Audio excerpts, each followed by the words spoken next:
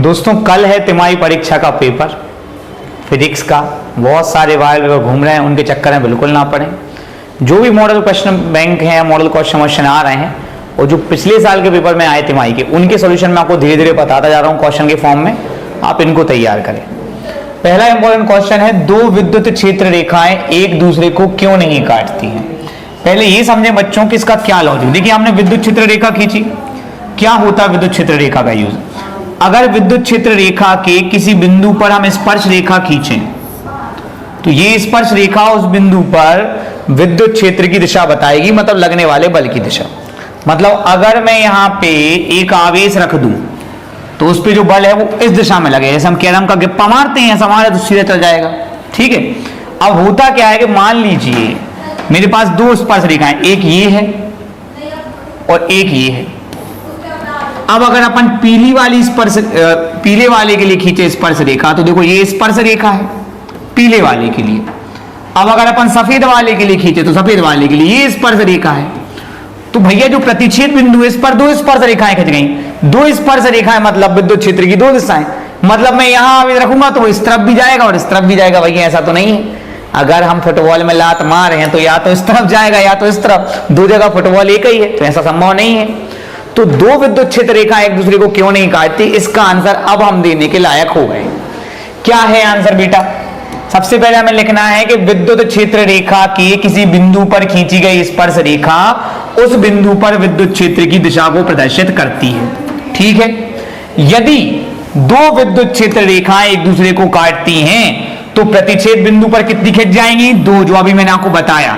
एक ये खिंच जाएगी और एक ये। प्रतिच्छेद बिंदु पर दो स्पर्श रेखाएं खींची जा सकती हैं। ये दो स्पर्श रेखाएं एक बिंदु पर विद्युत क्षेत्र की दो दिशाएं प्रदर्शित करेंगी। इस जो कि संभव नहीं है कि दो दिशाएं कैसे हो सकती हैं, इसलिए दो विद्युत क्षेत्र रेखाएं एक दूसरे को कभी नहीं काटती। ऐसे क्वेश्चन आते रहेंगे, जल्दी जल्दी तैयार करो, आगे बढ़ो। क्या यह संभव है कि किसी बिंदु पर विद्युत क्षेत्र शून्य हो किंतु विद्युत प्रवाह शून्य ना हो? उदाहरण देकर समझाइए। दोस्तों इसका जवाब आपको लिखना है कि हाँ यह संभव है कि किसी बिंदु पर विद्युत क्षेत्र शून्य हो किंतु विद्युत प्रवाह शून्य ना हो। इसके लिए आपको एग्जाम्पल क्या देना है? आपको एक आवेशित गोलीय चालक बनाना है। इसको आपको आवेश देना है समान रूप से वितरित, बिल्कुल एक सा गैप होना चाहिए। ठीक है। फिर आपको इसमें लिखना है, इसका लिखा लिखाया नहीं मिलेगा। लिखना यह है कि हाँ यह संभव है किसी बिंदु पर विद्युत क्षेत्र शून्य हो किंतु विद्युत प्रवाह शून्य ना हो। उसके बाद आपको उदाहरण लिखना है, किसी आवेशित गोलीय चालक के अंदर प्रत्येक बिंदु पर विद्युत क्षेत्र की तीव्रता शून्य होती है परंतु विद्युत विभव शून्य नहीं होता। यह सरफेस पर जो विभव है, सतह पर जो विभव है उसके बराबर होता है। यह आपका एग्जाम्पल हो जाएगा। अगला क्वेश्चन है तिमाही के लिए इंपॉर्टेंट, विद्युत फ्लक्स संबंधी गॉस का नियम लिखिए। क्या है? चुंबकीय फ्लक्स संबंधी भी होता है, वो भी इंपॉर्टेंट है, आगे वीडियो में आएगा। तो क्या कहता है, जैसे अपने पास एक कोई बंद पृष्ठ है, एक डब्बा है, उसके अंदर अपन ने रखा Q आवेश, तो इससे जो बल रेखाएं निकलेंगी, बल रेखाओं की संख्या को अपन क्या बोलते बेटा? फ्लक्स बोलते। तो वो जो फ्लक्स होता है वो आवेश का 1/ε0 गुना होता है, जहां ε0 निर्वात की विद्युतशीलता, ठीक, गुना हो जाएगा तो Q/ε0 आ जाएगा। तो क्या परिभाषा है, क्या नियम है? किसी बंद पृष्ठ से गुजरने वाला संपूर्ण विद्युत फ्लक्स उसमें उपस्थित कुल आवेश का 1/ε0 गुना होता है। ठीक है। चित्र बना देना, अर्थात लिख देना, अर्थात फाई बराबर Q/ε0, जहां ε0 निर्वात की विद्युतशीलता है। बस इतना सा लिखना है आप। अगला प्रश्न है तिमाही के लिए इंपॉर्टेंट, किरचॉफ का द्वितीय नियम लिखिए। देखिए प्रथम नियम भी इंपॉर्टेंट है, वो भी आ सकता है, लेकिन द्वितीय नियम पिछले साल आया था। देखो क्या है प्रथम नियम की कहावत, तुम खुद समझो उस बात को। जैसे मेरे पास एक सेल है, यहां मैंने सेल लगाया, यहां मेरे पास 3 प्रतिरोध हैं, 1 2 3 मेरे पास प्रतिरोध। मैंने यहाँ पे एक सेल लगाया, मान लो ये सेल जो है आपका ये 20 वोल्ट का सेल है, ये 2 ओम का प्रतिरोध, ये 3 ओम का, ये 5 ओम का, टोटल हो गया 2 और 3 5 और 5 10 20 में 10 से भाग देंगे, धारा आ गई आपकी 2 एम्पियर। ठीक है। अब अगर हम यहाँ पे I, ये अपना I है, अगर हम यहाँ पे I1 R1 निकालें तो 2 दूनी 4, बहुत धारा 2 है। यहाँ निकालें तो I2 R2 क्या आएगा? 2 3 6। यहां निकालें तो I3 R3 क्या आएगा? 2 5 10। तो जी 4 जी 6 और जी 10 10 और 6 16 और 4 कितना हुआ 20 वोल्ट, विद्युत वाहक बल के बराबर ही हुआ।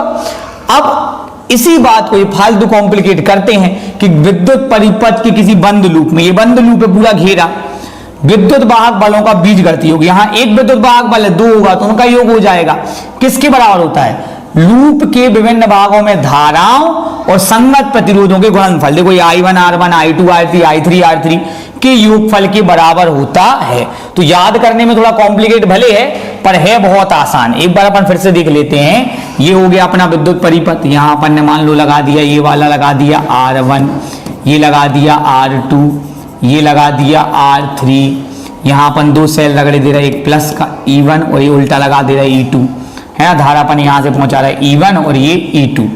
तो क्या कहता है, विद्युत परिपथ किसी बंद लूप में, ये बंद लूप हो गया, समस्त विद्युत वाहक बलों का बीजगणितीय, इसको अपन बोलते सिग्मा E, किसके बराबर होता है, धाराओं और प्रतिरोधों के गुणनफल। तो अपन ने धारा यहां I कर ली, तो ये सिग्मा IR बोलते हैं अपन इसको, कैसे IR1 मतलब IR1 का गुणा प्लस IR2 प्लस IR3, और E1 में क्या है, सिग्मा E में E1 इस तरफ जा रहा है धारा की दिशा में, तो E1 प्लस का ले लेंगे, ये उल्टा लगा तो E2 माइनस का ले लेंगे। मैं मानता हूं कि इसको बहुत डीपली पढ़ाना चाहिए, मैं पढ़ाता भी हूं, पर भैया अभी 2 नंबर आपसे बहुत बढ़िया है, ठीक है, ज्यादा कॉम्प्लिकेट सर्किट बनाने की जरूरत नहीं है, इतना होगा नंबर मिल जाएंगे।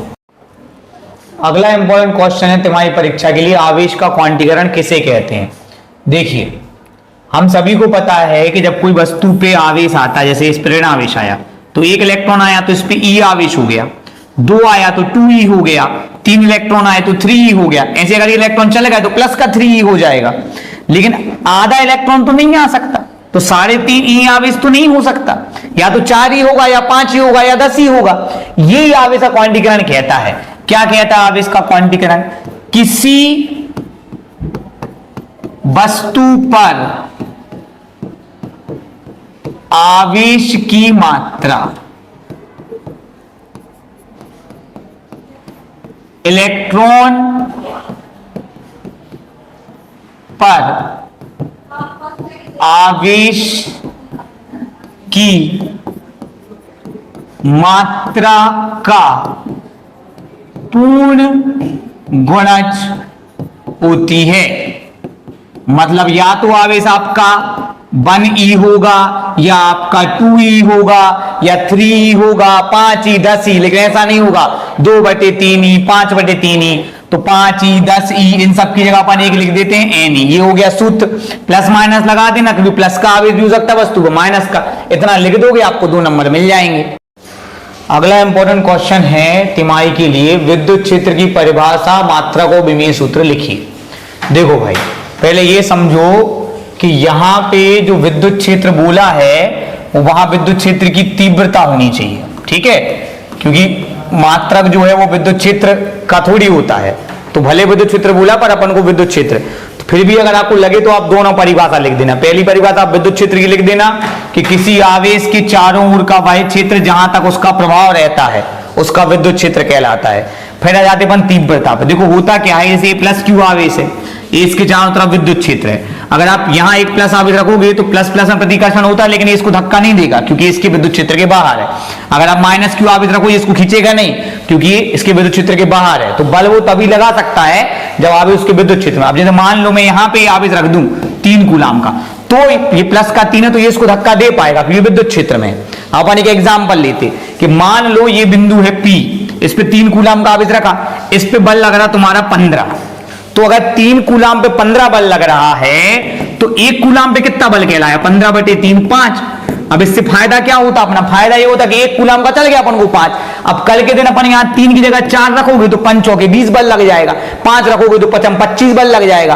तो एकांक आवेश पे लगने वाला बल निकालने से हमें विद्युत क्षेत्र की तीव्रता, जो हम उसको बोल रहे हैं एकांक आवेश पे लगने वाला बल जिसको हम बोल रहे हैं विद्युत क्षेत्र की तीव्रता, वो निकालने से हमें क्या फायदा होता है कि हम कोई भी आवेश रखें उस पर बल निकाल सकते हैं। तो क्या है विद्युत क्षेत्र की तीव्रता, विद्युत क्षेत्र के किसी बिंदु पर रखा हुआ एकांक आवेश अपने ऊपर जितने बल का अनुभव करता है उसे उस बिंदु पर विद्युत क्षेत्र की तीव्रता कहते हैं। सूत्र इसका होता है विद्युत क्षेत्र की तीव्रता F/Q0। ये जो अपन रख रहा है ना, 3 रखा अपन ने 4 रखा, ये कहलाता Q0 परीक्षण आवेश। अब इसका अपन मात्रक देख लेते हैं। मात्रक देखो, बल का मात्रक होता है न्यूटन और आवेश का मात्रक होता है कूलाम। तो ये आ गया आपका न्यूटन प्रति कूलाम। अब अपन इसका विमीय सूत्र देख लेते। देखो डायरेक्ट याद कर लो विमीय सूत्र तो बहुत अच्छा है, और नहीं याद करो तो हम निकाल के तुम्हें बता दे रहा है, ठीक है। समझना मेरी बात को, कोई जल्दबाजी नहीं है अपनी। देखो बल का विमीय सूत्र आपने 11th क्लास से पढ़ के रखा है, mL_t-2, और आवेश का तो पंटर का ही बताए हैं अतुल तिवारी, AT एम्पियर और सेकेंड, ठीक है। तो ये t और ऊपर चला जाएगा, mL_t-2 एक और ऊपर चला गया तो -3, और a अकेला एक है ऊपर जाएगा तो -1। तो आप डायरेक्ट याद कर लें तो अच्छा है, वरना कोई दिक्कत नहीं, निकाल के ही बन सकता है। mL_t-3 a-1, ये सिंपल सा छोटा सा क्वेश्चन है। आप चाहो तो इसमें विद्युत क्षेत्र की तीव्रता की परिभाषा लिखी, आप विद्युत क्षेत्र की लिख देना कि किसी आवेश के चारों ओर का वह क्षेत्र जहां तक उसका प्रभाव रहता है उसका विद्युत क्षेत्र कहलाता है। तो ये क्वेश्चन इस प्रकार से हो जाएगा तो आपको 2 नंबर मिल जाएंगे। देखो बच्चों तिमाही के लिए अगला इंपॉर्टेंट क्वेश्चन है, ओम का नियम लिखिए। इन छोटे छोटे क्वेश्चनों पे गौर नहीं करते अपन, बड़े क्वेश्चनों पड़े रहते हैं। देखो ओम का नियम क्या है, सबको पता है कि जैसे हमारी चालक तार में धारा बहा रहा है, ये आई धारा है, तो जितना ज्यादा हम वोल्टेज लगाएंगे उतनी ज्यादा धारा बहेगी। ये बात बहुत सिंपल सी बात है। यहाँ पे अपन आर बना लेते हैं जिसको अपन प्रतिरोध बोलते हैं, ठीक है। तो किसी चालक तार के सिरों पर लगाया गया विभवांतर उसमें प्रवाहित धारा के अनुक्रमानुपाती होता है, अर्थात जितना ज्यादा विभवांतर लगाओगे उतनी ज्यादा धारा बहेगी। तो उसको कैसे लिखेंगे, किसी चालक के सिरों पर लगाया गया विभवांतर उसमें प्रवाहित धारा के अनुक्रमानुपाती होता है। अब इसके बाद अपन लिखेंगे अर्थात V समानुपाती I, और जब समानुपाती हटेगा तो एक नियतांक आ जाएगा RI। यहां R एक नियतांक है जिसे चालक का प्रतिरोध कहते हैं। अगर आपको इस सवाल में चित्र बनाना है तो आप चित्र भी बना सकते हैं, साइड में या बीच में कहीं पे भी हम बना देते हैं। एक तार ले लिया जिसका प्रतिरोध R है, ये चालक तार के सिरों पर B विभवांतर लगा दिया, और यहां से अपन ने प्लस से धारा बहा दी I। फिर ज्यादा है तो अमीटर वोल्ट मीटर भी लगा लेते, पर इतना काफी है, ठीक है। चलो ये बड़ा महत्वपूर्ण क्वेश्चन है, विद्युत संबंधी कूलाम का नियम लिखिए। क्या है कूलाम का नियम, चुंबक वाला भी होता है तो यहाँ क्लियर किया है कि विद्युत संबंध। तो कूलाम का नियम क्या है, जैसे हमारे पास दो आवेश हैं, एक है Q1 और एक है Q2। अगर ये दोनों प्लस प्लस के हैं तो प्लस प्लस के आवेश में प्रतिकर्षण होगी, उसको धक्का देंगे। मान लो एक प्लस का एक माइनस का, तो आकर्षण करेंगे। तो या तो आवेशों के बीच आकर्षण बल लगता है या प्रतिकर्षण बल। अब बेटा जी कूलाम ये कहते हैं कि जो आवेशों के मध्य लगने वाला आकर्षण और प्रतिकर्षण बल है उसका मान आवेशों के गुणनफल के अनुक्रमानुपाती होता है, और उनके बीच की दूरी के वर्ग के व्युत्क्रमानुपाती होता है, ठीक है। तो क्या नियम बनेगा, किन्हीं दो बिंदु आवेशों को, इस बात का ध्यान रखना कि आवेश बिंदु आवेश होने चाहिए, किन्हीं दो बिंदु आवेशों के मध्य लगने वाले आकर्षण या प्रतिकर्षण बल का मान उन आवेशों के गुणनफल के अनुक्रमानुपाती और उनकी बीच की दूरी के वर्ग के, R² लिखा है, उनकी बीच की दूरी के वर्ग के व्युत्क्रमानुपाती होता है। इसके बाद तुम चित्र बना देना, यहां बना देना Q1, यहां बना देना Q2 और दूरी बना देना R। लिखना माना Q1 व Q2 दो बिंदु आवेश हैं, इनके बीच की दूरी R है। हम तुम्हें बता रहे हैं कितना सरल, आधा पेपर तो आप आसानी से कर सकते हो। टफ टफ में पढ़े तो सरल सरल छोड़ देते, सरल सरल ही पढ़ लो भैया, एक दिन में और कितना पढ़ सकते। दूरी R है। कूलाम के नियम से, कूलाम के नियम से इनके मध्य लगने वाला बल F समानुपाती Q1 Q2, क्योंकि आवेश गुणनफल के अनुक्रमानुपाती, F समानुपाती 1/R², मतलब व्युत्क्रमानुपाती, ठीक है। फिर अपन लिख देंगे कि दोनों को मिलाकर लिखने पर 2 मिनट का ही, ज्यादा टेंशन नहीं लेना।